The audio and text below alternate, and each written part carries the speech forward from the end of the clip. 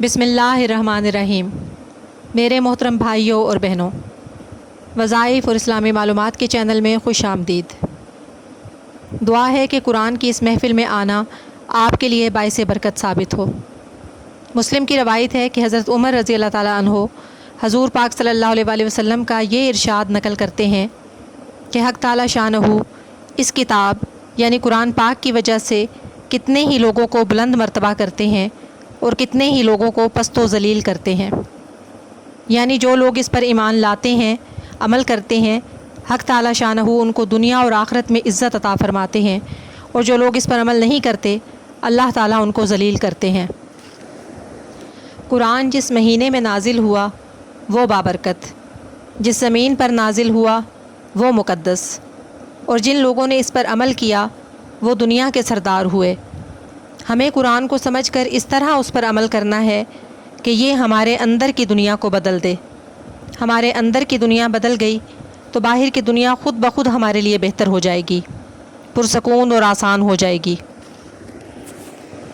آئیے بڑھتے ہیں اپنے آج کے سبق کی طرف۔ آج ہم نے سورۃ فلق کا ترجمہ اور تفسیر پڑھنی ہے۔ جن لوگوں نے سورۃ ناس کا لفظی ترجمہ یاد کیا تھا ان کے لیے سورۃ فلق کے معنی یاد کرنا زیادہ آسان ثابت ہوگا۔ لیکن پہلے آپ چینل کو سبسکرائب کر کے بیل کے بٹن کو دبا دیں تاکہ آنے والے سارے لیکچرز آپ کو ملتے رہیں۔ لیکچر کو لائک اور شیئر کرنا مت بھولیے گا، اور آپ کے کمنٹ کے بھی ہم منتظر رہیں گے۔ اعوذ باللہ من الشیطان الرجیم، بسم اللہ الرحمن الرحیم۔ شروع اللہ کے نام سے جو نہایت مہربان رحم کرنے والا ہے۔ قل کہہ دیجئے، اعوذ میں پناہ میں آتا ہوں، برب رب کی، الفلق صبح، کہہ دیجئے میں پناہ مانگتا ہوں صبح کے رب کی۔ قل کا مطلب ہے کہہ دیجئے۔ اس ارشاد کے اولین مخاطب تو رسول اللہ صلی اللہ علیہ وآلہ وسلم ہی ہیں، مگر آپ صلی اللہ علیہ وآلہ وسلم کے بعد ہر مومن اس کا مخاطب ہے۔ اعوذ میں پناہ میں آتا ہوں۔ پناہ مانگنے کا کیا مطلب ہے؟ پناہ مانگنے کا مطلب ہے کسی چیز سے خوف محسوس کر کے اپنے آپ کو اس سے بچانے کے لیے کسی دوسرے کی حفاظت میں جانا، یا اس کی آڑ لینا، یا اس سے لپٹ جانا، یا اس کے سایہ میں چلے جانا۔ پناہ مانگنے والا کون ہوتا ہے؟ وہ جو ڈرتا ہے کسی ایسی چیز سے جس کے متعلق وہ خیال کرتا ہے کہ وہ اس کا مقابلہ خود نہیں کر سکے گا، لہٰذا وہ چاہتا ہے کہ اس چیز سے بچنے کے لیے وہ دوسرے کی پناہ لے۔ اب جس کی پناہ مانگی جاتی ہے وہ لازماً ایسی ہستی ہوتی ہے جس کے متعلق پناہ مانگنے والا یہ سمجھتا ہے کہ اس خوفناک چیز سے جس سے وہ ڈر رہا ہے وہی ہستی اس کو بچا سکتی ہے۔ تو اللہ سے زیادہ طاقتور تو کوئی نہیں ہو سکتا۔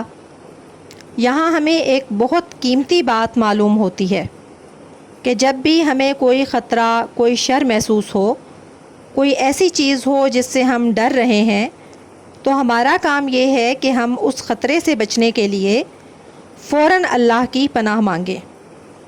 اللہ کی حفاظت ہی اصل حفاظت ہے۔ اللہ سے بے نیاز ہو کر اپنے آپ پر بھروسہ کرنا بھی درست نہیں ہے، اور نہ ہی اس کا کوئی فائدہ ہے۔ اس کے علاوہ دوسرا پوائنٹ یہ ہے کہ خطرات سے، شرور سے بچنے کے لیے پناہ صرف اللہ کی مانگنی چاہیے، اور اللہ کے علاوہ کسی اور کی پناہ نہیں مانگنی چاہیے۔ برب الفلق، اب یہاں اللہ تعالیٰ کی صفت بیان ہوئی ہے، رب الفلق۔ فلقہ یفلقو کے اصل معنی کسی چیز کو پھاڑنے کے ہیں۔ قرآن پاک میں فالق الاصباح کے الفاظ آئے ہیں کہ اللہ تعالیٰ رات کی تاریکی کا پردہ چاک کر کے صبح کی سفیدی کو نمودار کرتے ہیں۔ فلق کے دوسرے معنی خلق کے بھی لیے گئے ہیں، کیونکہ دنیا میں جتنی چیزیں بھی پیدا ہوتی ہیں وہ کسی نہ کسی چیز کو پھاڑ کر نکلتی ہیں۔ پودے پہلے بیج کو پھاڑتے ہیں اور پھر زمین کو پھاڑ کر اپنی کومپل نکالتے ہیں۔ جانور اور انسان رحم مادر کو پھاڑ کر پیدا ہوتے ہیں۔ جانور انڈا توڑ کر باہر آتے ہیں۔ چشمے پہاڑ یا زمین کو پھاڑ کر نکلتے ہیں۔ دن رات کا پردہ چاک کر کے نمودار ہوتا ہے۔ بارش کے قطرے بادلوں کو چیر کر زمین کا رخ کرتے ہیں۔ تو ہم دیکھتے ہیں کہ ہر چیز کسی نہ کسی چیز کو پھاڑ کر وجود میں آتی ہے، یہاں تک کہ زمین اور آسمان بھی پہلے ایک ڈھیر تھے جس کو پھاڑ کر انہیں جدا جدا کیا گیا۔ اس لحاظ سے خلق لفظ کا معنی تمام مخلوقات کے لیے عام ہے۔ اب اگر پہلے معنی لیے جائیں، یعنی رب الفلق سے مراد اگر طلوع صبح کا رب ہو تو اس کی پناہ لینے کے معنی یہ ہوں گے کہ جو رب تاریکی کو چھانٹ کر صبح روشن نکالتا ہے، میں اس کی پناہ لیتا ہوں تاکہ وہ آفات کے، خطرات کے ہجوم کو چھانٹ کر میرے لیے عافیت پیدا کر دے۔ اور اگر اس سے مراد بربی خلق ہو تو معنی یہ ہوں گے کہ میں ساری خلق کے مالک کی پناہ لیتا ہوں تاکہ وہ اپنی مخلوق کے شر سے مجھے بچا لے۔ من سے، شر شر، ما جو، خلقہ اس نے پیدا کیا، من شر ما خلق ہر اس چیز کے شر سے جو اس نے پیدا کی۔ اب ظاہر ہے کہ تمام مخلوقات کے خالق اور مالک اللہ تعالیٰ ہیں، تو بہتر یہی ہے کہ اللہ کی پناہ ہی طلب کی جائے کہ وہ اپنی مخلوقات کے شر سے ہمیں محفوظ رکھے۔ اللہ تعالیٰ کی ذات ہر قسم کے نقص یا عیب سے پاک ہے، لیکن اس کی مخلوق اپنے خالق کی طرح کامل نہیں ہو سکتی، چنانچہ ہر مخلوق کے اندر کمی یا نقص کا کوئی نہ کوئی پہلو موجود ہے۔ جیسے انسان کی بہت سی کمزوریوں کا ذکر قرآن میں موجود ہے۔ سورۃ نساء میں فرمایا گیا وَخُلِقَ الْإِنسَانُ ضَعِیفًا کہ انسان بنیادی طور پر کمزور پیدا کیا گیا ہے۔ پھر کہا گیا کہ انسان جلد باز ہے۔ تو گویا انسان جسے اللہ تعالیٰ نے اشرف المخلوقات بنایا ہے، احسن تقویم کے درجے میں پیدا کیا ہے، اس میں بہت سی کمزوریاں اور خامیاں ہیں، تو اسی طرح ہر مخلوق میں بہت سی کمزوریاں ہیں جن کی وجہ سے شر جنم لیتا ہے۔ چنانچہ اس آیت کا مفہوم یہ ہوگا کہ اے پروردگار، تیری جس جس مخلوق میں شر کے جو جو پہلو پائے جاتے ہیں، میں ان میں سے ہر قسم کے شر سے تیری پناہ میں آتا ہوں۔ آپ کی آسانی کے لیے میں ویڈیو کو یہیں پر ختم کرتی ہوں، باقی انشاءاللہ اگلے لیکچر میں۔